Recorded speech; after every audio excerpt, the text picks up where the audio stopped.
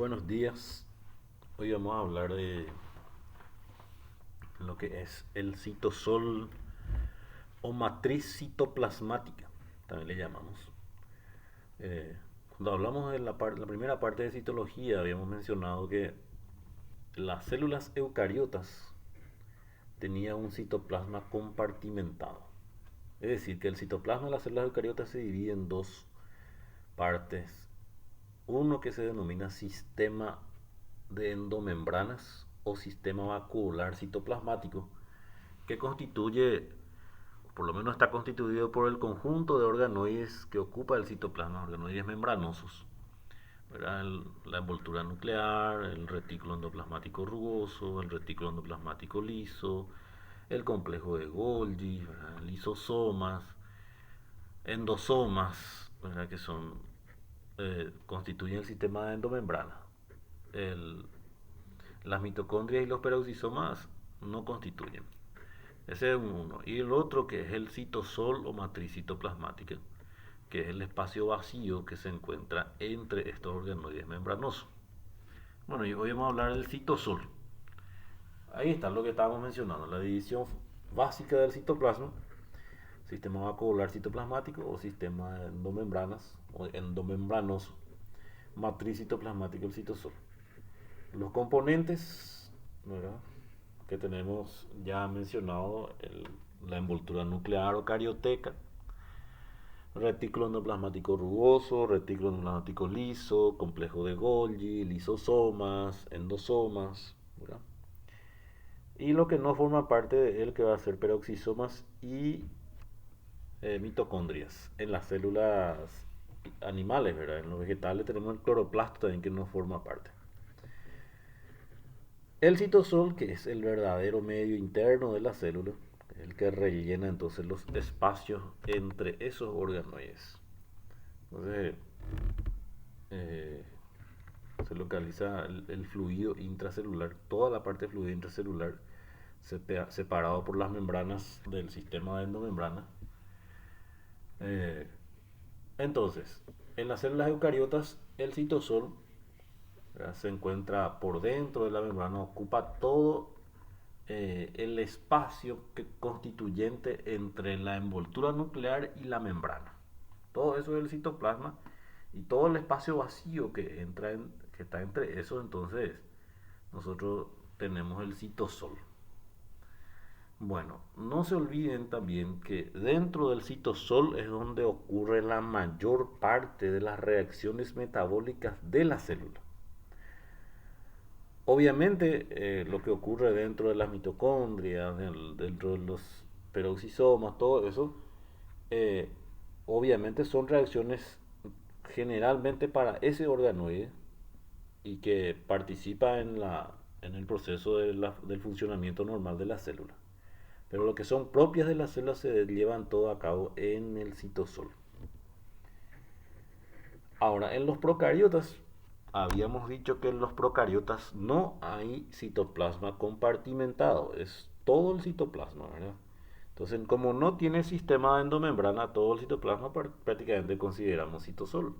Ahí ocurren prácticamente la mayor parte de las reacciones metabólicas y algunos que otros se producen en la membrana. ¿Se acuerdan que hay una parte de la membrana donde se produce reacciones químicas también, principalmente las reacciones energéticas?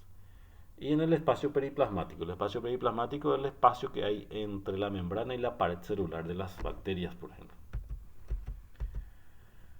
Bueno, entonces es una mezcla de sustancias, ¿verdad?, disueltas en agua. Ahí tenemos gran cantidad de agua, tenemos iones, ¿verdad?, sodio, potasio, magnesio, calcio también puede haber, cloro también puede haber, solo que hay una diferencia de concentración siempre de todos estos iones comparando con el nivel extracelular, ¿verdad? Obviamente vamos a encontrar menos cantidad de sodio y cloro y calcio y mayor cantidad de potasio, por ejemplo. Pero generalmente, bueno, esa función, esa diferenciación siempre son los que se encargan de mantener los procesos de regulación, regulación osmótica, señalización, la generación de potenciales de acción, dependiendo de qué tipo de célula sea, ¿verdad? Si es una célula excitable, células endócrinas, nerviosas o musculares. Además de eso, además de tener los iones y eso disueltos dentro del citosol, tenemos también los, las macromoléculas, los polímeros importantes que se encuentran acumulados dentro del citosol. Ahí tenemos los polisacáridos como el glucógeno, tenemos proteínas de grandes cantidades. Aparte de lo que no son polímeros, tenemos los triglicéridos, también que todo se encuentra en el citosol. Aparte tenemos pigmentos, acumulación de sustancias inertes, resto del metabolismo celular. A no olvidar entonces, la matriz citoplasmática o el citosol es el verdadero medio interno de la célula. ¿Sí? Desde la membrana nuclear hasta la membrana plasmática, ocupa el 50% del volumen del citoplasma. Está, ¿cuáles son los componentes entonces? Así, resumiendo, y después vamos a hablar de cada uno. Resumiendo, todo lo que podemos encontrar en el citosol o matriz citoplasmática, encontramos el citoesqueleto, que es un esqueleto filamentoso, proteico, que es el que se encarga de mantener la forma de la célula, el transporte de sustancias, ¿sí? Refuerza más o menos el sistema de protección mecánica de la célula, ¿verdad? Y ese citoesqueleto, obviamente, su base es el centrosoma donde están los centriolos, de ahí constituyen el satélite pericentriolar y, o sea, vamos a decirle todo lo que es el centrosoma. Y de ahí brotan los microtúbulos, por ejemplo, que van a formar parte del citosol. Vamos a tener una clase especial del citoesqueleto también. Aparte tenemos numerosas enzimas, que son los encargados principalmente del proceso metabólico, la glucólisis, por ejemplo. Además de eso, la activación de ácidos grasos para que entren en la mitocondria para su oxidación, degradación de sustancias que ya están superfluas dentro de las células. Muchas reacciones, que la mayor parte de las reacciones propias de la célula ocurren en el citosol, dijimos, enzimas, entonces, moléculas conductoras de señales, ¿verdad? Segundo mensajero, ¿verdad? Elementos que dirigen la síntesis de proteínas, la misma cosa. Bueno, ahí tenemos, obviamente, entonces, los ribosomas libres del citosol, las moléculas de ácido nucleico que va a llevar la información para la síntesis proteica. Las chaperonas, que son unas proteínas especializadas, que vamos a hablar también de eso ahora. Proteosomas o proteasomas, que es la misma cosa. Algunos libros llaman proteomas. Y las inclusiones citoplasmáticas. Todo esto constituye el citosol o matriz citoplasmática. O sea, todo eso se encuentra en el citosol. Y se van a dar cuenta que todas estas cosas no están rodeados de membranas así lipídicas como los otros organoides, o sea, los organoides que constituyen el sistema de endomembranas. Bueno, vamos a hablar primero de las inclusiones citoplasmáticas. A no olvidar que son estructuras inconstantes inmersas en el citosol. ¿Por qué? Porque representan acúmulo de nutrientes. La mayoría son acúmulo de nutrientes. No todos, no todos. Pero ¿por qué son inconstantes? Al ser nutrientes o al ser otra reserva para algo, obviamente cuando la célula necesita va a utilizar y ahí va a desaparecer. Cuando la célula tiene en exceso va a volver a almacenar. Por eso. No se encuentran rodeados de membrana. Su presencia no es esencial para el metabolismo celular. Es decir, que las inclusiones no son vitales para las células. Se encuentran ahí porque de repente hay casos en que se encuentran en exceso. Pero la célula puede absorber esas sustancias de afuera para poder utilizar cuando necesita. Bueno, y los tipos de inclusiones citoplasmáticas o inclusiones citosólicas, para ser más específico, acá tenemos las inclusiones de hidratos de carbono. ¿En forma de qué? De las células animales, glucógeno. ¿Se acuerdan que el glucógeno es el polisacárido? Forma de almacenamiento de glucosa en el citoplasma. La reserva de glucosa, vamos a decirle. Es una inclusión citoplasmática. Está en el citosol. Tenemos las inclusiones lipídicas, que tenemos dos clases. Tenemos triglicéridos o triacilgliceroles y colesterol. Estos son los tipos de inclusiones lipídicas que encontramos, principalmente los triglicéridos, ¿verdad? El colesterol es excepcionalmente en algunas células, principalmente en las células que sintetizan hormonas esteroides. Los cristales, que vamos a hablar también de las inclusiones cristalinas, y los pigmentos, tipos de inclusiones citoplasmáticas, ¿verdad? Entonces ahí tenemos las inclusiones de grasa, de carbohidratos, vamos a hablar primero. Tenemos eh, carbohidratos, grasa, gotitas de grasa le llaman también algunos, a las inclusiones lipídicas, los pigmentos y los cristales. Ahora, estas inclusiones de eh, carbohidratos, que son los gránulos de glucógeno, que encontramos principalmente en los hepatocitos y en las células musculares. Obviamente, si yo voy a comparar la proporción de glucógeno en el hepatocito y en las células musculares, los hepatocitos siempre son los que tienen más reserva de energía en las células, entonces, y también está ligado la alteración de las enzimas que se encargan de la degradación y formación de glucógeno. Aparecen muchas enfermedades, ¿verdad? Una de las enfermedades es la glucogenosis, hay una mutación del gen para la síntesis de la enzima que degrada el glucógeno, entonces no se metaboliza. La misma cosa las inclusiones de grasa, de lípido, los triglicéridos, por ejemplo, que son reservas de energía. Tenemos los hepatocitos, las células musculares, en las células, los miocardiocitos también, los adipocitos que tienen gran gota de grasa o triglicéridos, las glándulas mamarias también tienen grandes cantidades de triglicéridos como reserva energética. Y así, ¿verdad? Ahí tenemos los pigmentos, lipofusina y los cristales proteicos. Vamos a hablar de cada uno. Específicamente vamos a hablar bien detalladamente. Entonces, empezamos del glucógeno. Principal reserva de glucosa en células animales. Es decir, almacenamiento intracelular de glucosa en células animales. Principalmente en hepatocitos y músculos. Considerar, por ejemplo, estos términos que les puse acá. La formación de glucógeno a partir de unidades de glucosa se llama glucogenogénesis. ¿Sí? Formación de glucógeno a partir de almacenamiento de unidades de glucosa.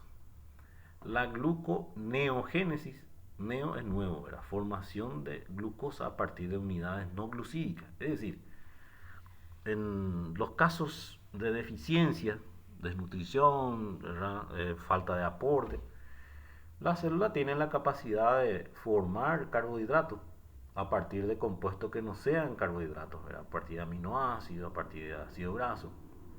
Y para que pueda entrar, ¿verdad?, en el metabolismo energético y sintetizar ATP.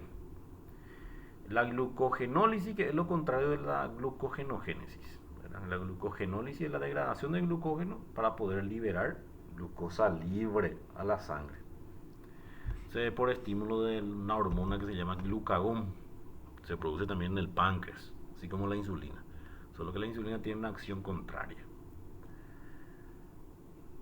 No se olviden que la provisión de energía de las células depende de la captación de glucosa, ¿verdad? Principalmente de la captación de glucosa, que puede entrar en una vía metabólica aeróbica y anaeróbica, ¿verdad? La anaeróbica es el que se produce en el citosol, la glucólisis.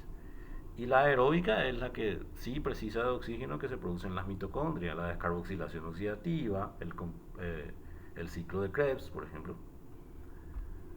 Bueno, entonces, cuando la disponibilidad de glucosa es elevada, lo que se absorbe y pasa a la sangre, y hay una acción normal de la insulina, esas glucosas se van a transportar a los tejidos para que sea acumulado como glucógeno. El glucógeno, hay dos formas de almacenamiento. Están las partículas alfa, que son los glucosomas, que son las más pequeñas y están rodeados por una capa enzimática que se encarga de degradar cuando es necesario y liberar glucosa.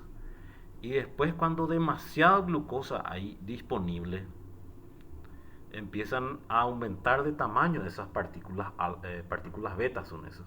Las partículas beta son las partículas formadas por los glucosomas, ¿verdad? Formadas por la acumulación de glucosa y el que se degrada para poder dar glucosa libre. Pero cuando hay un exceso de disponibilidad de glucosa, esas partículas beta empiezan a fusionarse entre sí formando unos gránulos mucho más grandes otra vez que las partículas beta y se le llaman partículas alfa o roseta. Ya es cuando es muy exceso. Bueno, y ahí verás la glucogenogénesis, formación de glucógeno, la enzima que participa en esa formación, era la glucógeno-sintetasa. Se produce en el citosol. Acá está lo que le estaba diciendo. Moléculas de glucógeno se agrupan formando glucosomas o partículas beta, de 30 nanómetros de diámetro aproximadamente. Tiene una membrana enzimática, son proteica que participa en su proceso de degradación.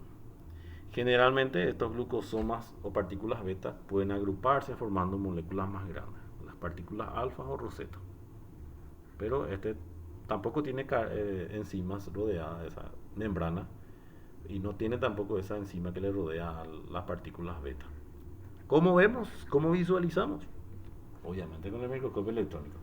Nunca vas a ver con el microscopio óptico, solo electrónico. Ahí está la glucogenólisis, las enzimas que participan, la glucógeno-fosforilasa, ¿por qué? Porque son los que van a romper los enlaces entre glucosa. También el citosol, la glucosa 1-fosfato es transformada en glucosa 6-fosfato, ¿verdad? Y ahí se libera glucosa libre que puede entrar, la glucosa 6-fosfato puede entrar en la glucólisis para el metabolismo energético o pasar a la sangre, pero para pasar a la sangre se tiene que desfosforilar primero esa glucosa, quitarle el fosfato del carbono 6 y ahí va a aparecer la glucosa 6-fosfatasa que tiene lugar en el retículo endoplasmático liso de los hepatocitos y ahí se libera la glucosa libre.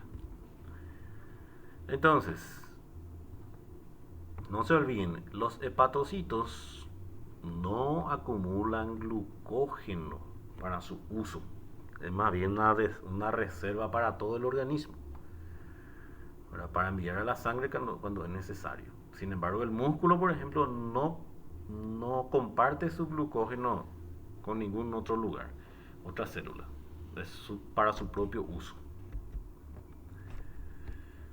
Bueno, inclusiones lipídicas, entonces existe dos tipos, de inclusiones de colesterol y inclusiones de triglicéridos. Las inclusiones de triglicéridos son los más importantes y son los principales. No más importantes, los principales son porque son los más abundantes. Ahora, como dijimos, podemos encontrar estos triglicéridos, estas inclusiones acumuladas como reserva de energía, principalmente en los adipocitos, principalmente las células musculares y los hepatocitos. No se olviden que el hígado es el principal órgano, ¿verdad?, que se involucra en el metabolismo lipídico.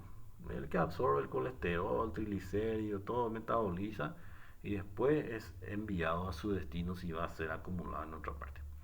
También se pueden acumular colesterol, ¿verdad?, pero son más excepcionales porque solo se ven en las glándulas endocrinas capaces de sintetizar hormonas esteroides, es decir, células que se encuentran en el testículo, ovario, por ejemplo. En el testículo están las células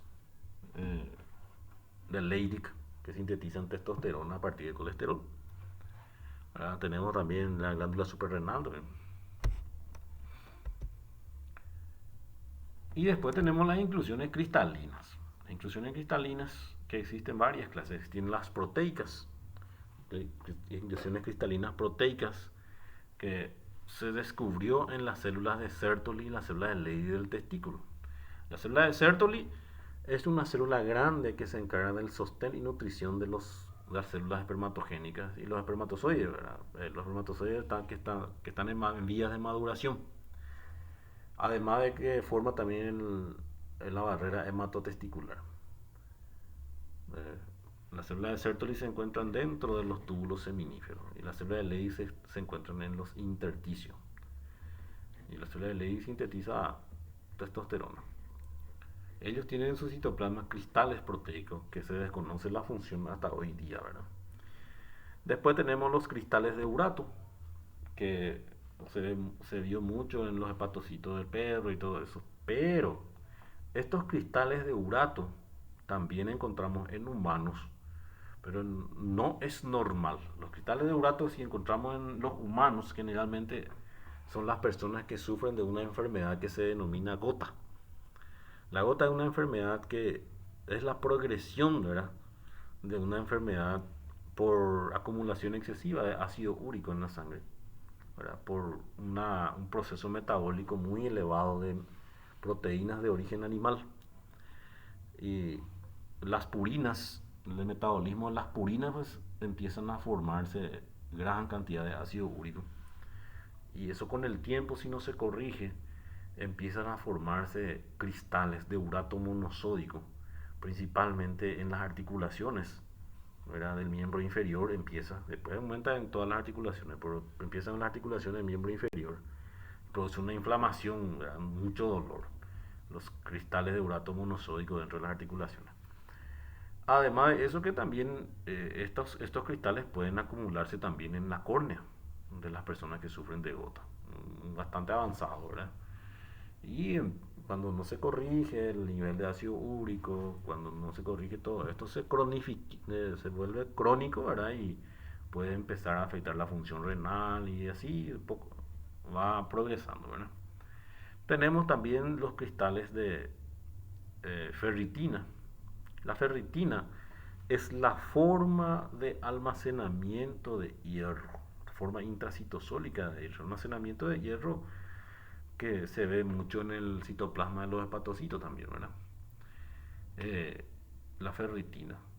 Siempre hay que tener en cuenta la diferencia entre ferritina y transferrina. La transferrina es la forma de transporte de hierro y la ferritina es la forma de almacenamiento. Y por último, ¿verdad?, que eh, como cristales, como inclusiones cristalinas, vemos también el tapetum lucidum, que son considerados inclusiones cristalinas, que es una capa. El tapetum lúcido es una membrana que parece pigmento fosforescente. Esos son unos cristales. Hasta ahora no se conoce bien la composición química, ¿verdad? Esta membrana se encuentra detrás de la retina de los animales, principalmente los animales que tienen más bien vida nocturna, como los gatos, los felinos, ¿verdad? Los gatos, tenemos el cascabel, por ejemplo, también tienen, el tiburón también tiene el tapetum lucio, ¿vieron cómo es? Entonces, ¿esto qué es lo que hace? Ellos aumentan la agudeza visual de noche. Porque una luz intensa disminuye, ¿verdad?, su capacidad visual. Por ejemplo, los gatos, por ejemplo, de día, su capacidad visual disminuye bastante. Pero de noche aumenta una ínfima luz, hace que absorba esa luz el tapetum lucio y aumenten enormemente la capacidad visual nocturna de estos animales. Las inclusiones pigmentarias, ¿verdad? Tenemos dos tipos, las inclusiones de lipofusina o lipocromo. Esta lipofusina también se le llama pigmento del desgaste, ¿verdad? ¿Por qué? Porque aumenta mucho con la edad de la célula.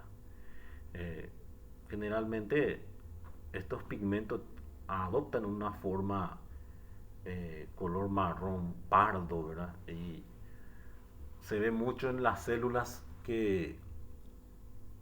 permanentes, las células que viven mucho tiempo, las neuronas, vemos el músculo estriado, células que no pueden reproducirse, regenerarse, células que prácticamente viven mucho tiempo, por eso se dice pigmento del desgaste. Y son estadios finales de la desintegración de vacuola autofágica. La vacuola autofágica son lisosomas secundarios que contienen en su interior acúmulo de pigmentos, de restos inertes que ya no se pueden degradar, resto del metabolismo celular. ¿Verdad? Por eso la acumulación de estos pigmentos, la lipofuscina, está relacionado al tiempo de vida, ¿verdad? Un pigmento de desgaste, pigmento de la vejez. También está relacionado a algunas enfermedades. Hay una enfermedad neurológica que se llama lipofuscinosis coroidea. La lipofuscinosis coroidea es una enfermedad ligada al proceso autosómico recesivo, pero es muy grave. Cuando aparecen los niños nacen con esa, la acumulación excesiva de esta lipofuscina en las neuronas, principalmente motoras, el niño empieza a desarrollar problemas a partir alrededor de los 3 años más o menos. Entonces, ¿qué hace? Empieza a tener todo el proceso de desarrollo normal hasta los 2 años, empieza a caminar, habla, todo eso, pero a partir de los 3 por ahí empieza a involucionar, ya estaba caminando, después no camina otra vez, después solo se sienta, después apenas gatea, después ya no puede sentarse, ya está acostado en la cama, ¿verdad? Produce un retroceso del sistema motor, ¿verdad? ¿Por qué? Porque hay una degeneración prácticamente de las neuronas. Y sí o sí, el niño hasta hoy día no tiene tratamiento de la lipofuscinosis coroidea, que puede, que lleva a la muerte, ¿verdad? En un tiempo por un paro, un parálisis total, ¿verdad? Bueno, por la acumulación patológica de esta lipofuscina. La melanina, que es otro pigmento, un pigmento castaño oscuro, que se encuentra en la piel, en el ojo, meninge, ¿verdad? De los mamíferos. Estas células son sintetizadas perdón, las células que sintetizan este pigmento son los melanocitos, ¿verdad? Los melanocitos de la piel que sintetizan justamente para poder resistir la radiación ultravioleta. Eh, por eso generalmente las personas que pueden sintetizar normalmente la melanina en la piel por exposición, pero viste que la producción está relacionada a la exposición a la luz solar. Entonces estos rayos ultravioletas pueden dañar la piel y estos son los que resisten. Se sintetizan los melanocitos entonces a partir del aminoácido tirosina, acumulándose en pequeñas vacuolas denominadas melanosomas, que son derivados del aparato de Golgi. Bueno. Ribosomas, es importantísimo hablar de los ribosomas también. Eh, los ribosomas son eh, pequeñas estructuras, ¿verdad? Organoides, no son membranosos. No hay que olvidar eso, que los ribosomas no tienen una membrana lipídica. Es un organoide, el único organoide capaz de sintetizar proteínas. La constitución de un ribosoma es ARN ribosómico más proteínas. Si ustedes pueden observar esta pequeña estructura acá, este es el ribosoma. El ribosoma tiene una subunidad menor y una subunidad mayor. La subunidad menor, que está formada aproximadamente por 33 proteínas diferentes, y la subunidad mayor, que está formada por alrededor de 50 proteínas diferentes. Imagínense la cantidad de proteínas que forma un ribosoma: 83 proteínas diferentes y dos tipos de ARN ribosómico. Entonces, aquí estos ribosomas son los que encargados de la síntesis de proteínas. ¿Dónde encontramos? ¿Verdad? Hay ribosomas libres del citosol, tenemos ribosomas en las mitocondrias, tenemos ribosomas también en los cloroplastos de las células vegetales y también adheridas al retículo endoplasmático rugoso. ¿Sí? También encontramos ribosomas. Entonces, el destino de las proteínas, ¿dónde? No se olviden, por ejemplo, las mitocondrias y los cloroplastos tienen su propio ribosoma y pueden sintetizar gran parte de sus proteínas. pero también hay algunas que otras proteínas que son sintetizadas en ribosomas libres del citosol y sus proteínas van dirigidas ahí. Entonces es importante no olvidar, por ejemplo, que si yo pregunto eh, cuál depende principalmente entonces de la producción de proteínas por ribosomas libres del citosol, peroxisomas principalmente. El retículo emblemático rugoso, por ejemplo, ahí los ribosomas adheridos al retículo emblemático rugoso, por ejemplo, sintetiza todas las enzimas lisosómicas, por ejemplo. ¿Verdad? Y después las proteínas que se producen para el núcleo, ¿verdad? Las proteínas encargadas de la expresión génica, la replicación del ADN, la síntesis de ARN, todo eso actúan enzimas, proteínas, ¿verdad?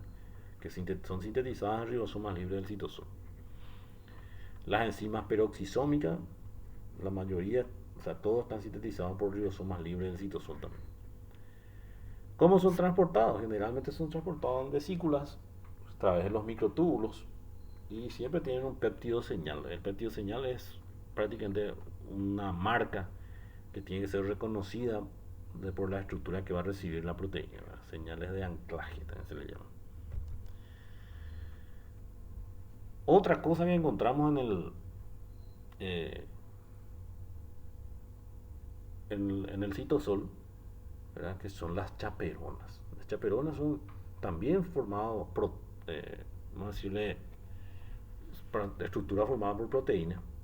Pero estas chaperonas, su función es indispensable en el proceso de plegamiento eh, de las proteínas sintetizadas en el citosol, ¿verdad? Por eso asisten a las proteínas para su oportuno y adecuado plegamiento. ¿A qué es lo que se refiere cuando dice plegamiento?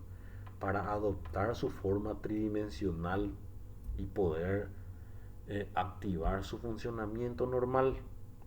¿Se acuerdan de la estructura proteica que hablaban? La primaria, la secundaria, la terciaria y la cuaternaria. Bueno, entonces esos son plegamientos que a medida que se va formando las estructuras proteicas, una de las estructuras más importantes es la terciaria, por ejemplo, el plegamiento a través de la proteína, de la cadena proteica, para que pueda adoptar una estructura tridimensional y pueda cumplir su función. Para eso están las chaperonas, ¿verdad? Y las chaperonas existen tres clases, ¿verdad? El HSP 60, 70 y 90. ¿Verdad? HSP, Heat Shock Protein. ¿Verdad? Heat Shock Protein. En pocas palabras, en castellano es proteína de choque térmico. ¿Sí? Proteínas de choque térmico. Eso es su traducción directa. Entonces ellos utilizan gran cantidad de energía, ¿verdad? Otra cosa, son reutilizables. No hay que olvidar que la mayoría de las proteínas que actúan en el proceso de la función celular, metabolismo, degradación de sustancias, todo eso, son proteínas que no son reutilizables. Una vez que cumplen su función, son degradadas y se vuelve a sintetizar otro para cuando se necesite. Pero las chaperonas son reutilizables. Termina una función aquí y vuelve a actuar sobre otras proteínas tranquilamente. Y existen entonces tres familias, 60, 70 y 90. El 70, que son monoméricas, es decir, tiene una sola subunidad, tiene un surco proteico, o sea, un surco donde va a entrar la proteína para poder producirse su plegamiento. Se encuentra en el citosol, en el retículo endoplasmático y en las mitocondrias. El 60 son poliméricas, varias subunidades, ¿verdad? Chaperoninas son las subunidades que se llaman chaperoninas. Están en el citosol, mitocondrias, peroxisoma, ¿verdad? El núcleo carece de chaperonas. ¿Por qué? Porque el plegamiento de las proteínas, todo se produce en el citosol y después es transportado a su lugar de... eh, bueno, en el caso de estos organoides sí tienen chaperona, entonces ahí se produce el plegamiento. Pero en el caso para el núcleo, por ejemplo, no. Siempre se produce en el citosol y después pasa al núcleo. Inclusive hay algunos que no se produce plegamiento inicial. Porque viste que una vez que las proteínas se pliegan, adoptan esa forma definitiva, ya empiezan a funcionar. Otra cosa que también actúa muy de cerca con las chaperonas, que son las proteosomas o proteasomas. En algunos libros le llaman proteomas. Son proteínas, ¿verdad? Son enzimas que degradan otras proteínas dentro del citosol. ¿Y en qué caso? ¿En qué caso destruyen esas proteínas? Porque se plegaron mal, porque ya cumplió su función, ¿verdad? Varias cosas, ¿verdad? De repente si hay una... ¿Se acuerdan que cuando hablamos, eh, cuando hay una afectación de un gen, por ejemplo, donde se producen proteínas defectuosas, las células siempre tratan lo máximo de arreglar esa alteración, ¿verdad? Pero hay cosas que va a escapar de su, vamos a decirle, de su capacidad de control, ¿verdad? Entonces, generalmente destruyen proteínas que se plegaron mal o que no van a poder cumplir su función y cuando terminó, cumplió una función y ya tiene que ser degradado. Los proteasomas son estructuras cilíndricas, huecas en su interior, donde va a entrar la proteína que va a ser degradada. Se compone de varias enzimas adentro de ese cilindro, ¿verdad? Y tienen otras proteínas, otras estructuras, otros compuestos que le ayudan a llevar la proteína que va a ser degradada, las ubiquitinas. Unos llaman ubiquininas o ubiquitin, no más nada, ¿verdad? Estos son los que se encargan de marcar las proteínas que deben desaparecer. Ellos son los que le dan ese, vamos a decirle, un sello para que se pueda reconocer cuáles son las proteínas que van a ser degradadas en el citosol. Origina oliopéptidos cortos que vuelven al citosol. O sea, dentro de los proteasomas lo que hacen es degradar en pequeños trozos. Acá hay una imagen del libro de Robertis. Este es el proteasoma, que acá tiene unos casquetes que tienen que reconocer. Acá está tener el polipéptido, la proteína. Y acá está la ubiquitina. ¿Verdad? La ubiquitina lo que hace es entonces producir marcar estas proteínas. ¿Verdad? ¿Para qué? Para que pueda ser reconocido por los casquetes del proteasoma, para que pueda entrar dentro de este cilindro. Y dentro de este cilíndrico, la pared interna que va a estar en contacto con la proteína está formado por varias enzimas que van a degradar esa cadena proteica y liberar pequeños oliopéptidos, todo eso que de repente su aminoácido puede ser utilizado después, ¿verdad? Así mismo. Inclusive, también en este caso, cabe mencionar, ¿verdad?, que hay enfermedades psiquiátricas, por ejemplo, que se descubrieron eh, que es por alteración de este sistema ubiquitin proteasoma, ¿sí? Que este transporte no ocurre, esta marca no ocurre, entonces las proteínas que tendrían que ser eliminadas del citoplasma, degradadas en el citoplasma, se acumulan y patológicamente se acumula y empiezan a afectar la función, ¿verdad? Aparte de que seguramente tiene otras alteraciones. Bueno, muy bien, muchas gracias.